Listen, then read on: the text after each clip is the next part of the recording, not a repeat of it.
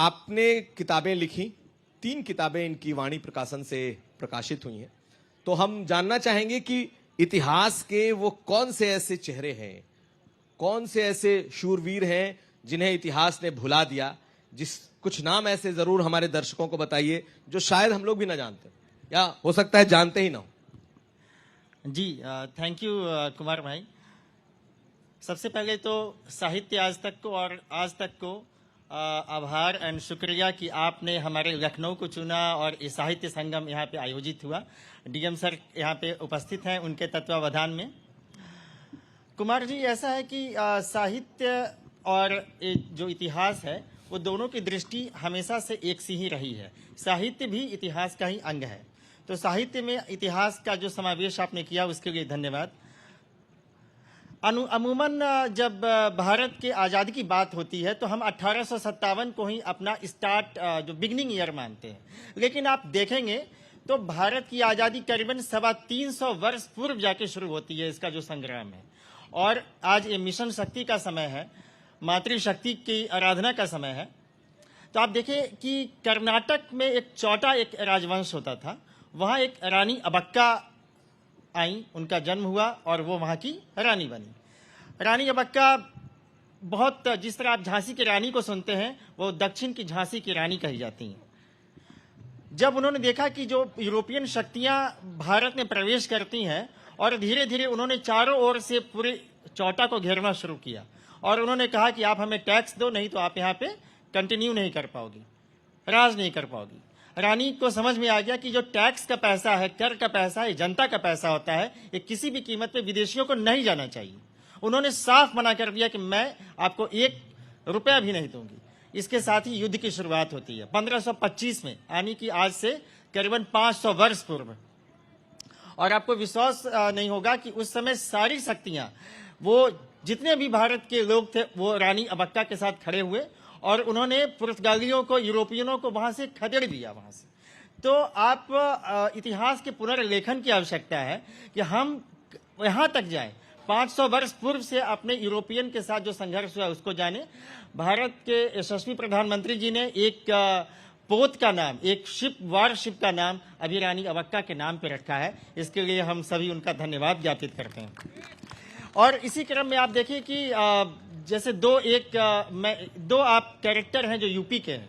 आप बहुत सारे लोगों ने महात्मा जी का नाम सुना होगा, टैगोर का नाम सुना होगा, बहुत सारे लोगों का, लेकिन कितने लोग अजीजन बाई के बारे में जानते हैं, कितने लोग मैना देवी के बारे में जानते हैं। मैं 2 मिनट में मैना देवी के बारे में बताना चाहूंगा।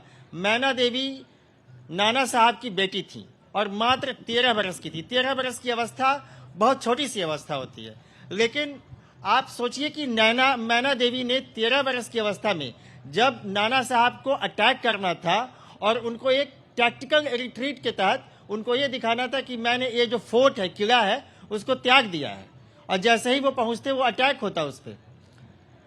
मैना देवी ने कहा कि आप पिताजी जाइए और मैं इसको देखती हूँ, मैं यहाँ पे रहूंगी, ताकि अंग्रेजों को ये भ्रम बना रहे कि अब मैं यहाँ पे हूं तो मेरे पिता भी यहाँ पे होंगे।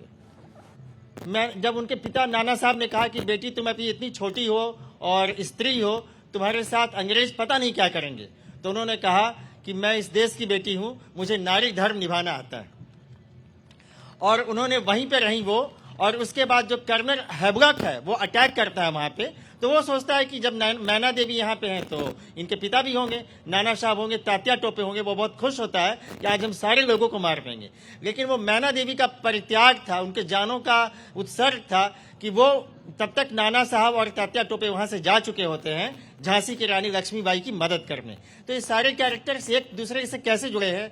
13 बरस की मैना देवी ने हैवलॉक के सामने किसी भी कीमत पे अपना सिर नहीं झुकाया, और अंग्रेज उस दुष्ट ने मैना देवी को एक के कहा कि मैं तुमको आग में जिंदा झोंक दूंगा, तुम अपने पिता का नाम बता दो, नहीं तो मैं तुम्हें जिंदा झोंक दूंगा। लेकिन वो नहीं मानी, और उन्होंने ऐसे नहीं जिंदा झोंका, उन्होंने उसका एक एक अंग, जैसे कभी हाथ, फिर उसका पैर, इस तरह से उसको जो है भट्ठी में झोंका। लेकिन मैना देवी ने उफ तक नहीं किया और भारत की आजादी के लिए अपनी जान दे दी। ये 13 बरस की एक अद्भुत बच्ची की कहानी है। इसी तरह से आप अजीजन बाई को आप सुन लीजिए। अजीजन, लोग सोचते तवायफ का काम क्या है, नाचना है, गाना है, बजाना है, लेकिन यदि अजीजन बाई नहीं होते तो तात्या टोपे और नाना साहब का जो कैरेक्टर आज हम इतना देखते हैं वो नहीं होता। पूरा का पूरा जो आपको अंग्रेजों के बारे में क्या गतिविधियां हो रही थी वो नाना साहब और तात्या टोपे तक अजीजन बाई पहुंचाती थी। और वो कैसे पहुंचाती थी? उनके कोठे पे अंग्रेज आते थे, वो वहां सोचते थे कि नाना ये तो तवाइफ है, ये तो डांसर है, ये तो एक साधारण सी स्त्री है। और अजीजन बाई ने सारी की सारी चीजें नाना साहब और तात्या टोपे तक पहुंचाई। और जब नाना साहब ने उनको खुश होकर कहा कि तुमको मैं क्या दूं, तो उन्होंने कहा कि यदि आप मुझे खुश होकर देना ही चाहते हैं तो अपने फौज की एक वर्दी दे दो। तो ऐसे ऐसे कैरेक्टर से हैं। और पूरब उत्तर पर जब आप नॉर्थ ईस्ट में देखें, बूढ़ी गांधी के नाम से मशहूर मातंगनी हाजरा वो कैरेक्टर हैं जिन्होंने पूर्वोत्तर भारत को गांधी के रंग में रंग दिया।